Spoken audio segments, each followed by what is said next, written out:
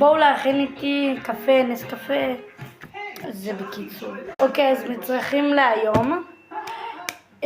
נס קפה רגיל ברמות, סוכר, חלב, כי איך לא. כוס, אני אישית מאוד אוהבת לעשות עם הכוס הזאת, כי היא נהיית יותר כזאת אסתטית. וכפית. עכשיו, אופן הכנה. ומים, קרים, חמים, מה שאתם אוהבים. אוקיי, אז כוס, אני לוקחת, בוא נגיד כפית וחצי. וואי, אבל למה אתם לא רואים? טוב, בקיצור. שנייה. אוקיי, הצלחתי לסדר את זה. שמתי פה אחד. נוסיף ככה עוד ככה בערך. חצי כפית. אוקיי. אני עוברת לסוכר. סוכר אני שמה בערך 2. רגע, שנייה.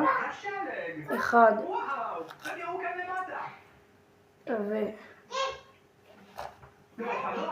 2. הנה, ככה. אני הולכת להוסיף קצת מים ואני חוזרת. אוקיי, עכשיו שמתי ככה קצת מים.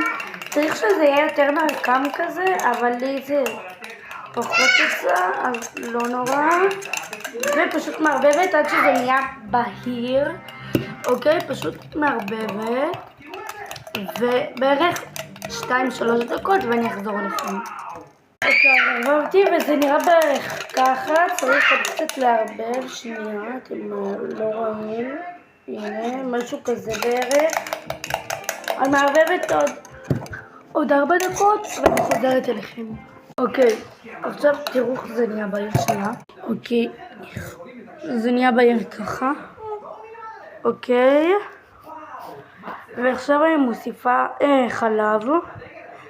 קודם קרח ואז חלב. אוקיי. הנה. ואני מוסיפה חלב אחרי ששמתי את הקרח. אוקיי, הנה, שנייה. בא לי כזה שזה לא מספק, מבינים את זה? הנה, וכשרואים את הדגלן מניף אותו, זה אומר שאתם צריכים לזוז ולתת לאחרים לעבור. כן, אולי... אוקיי.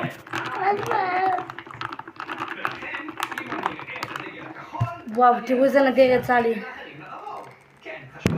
וואו, זה נראה טוב ממש.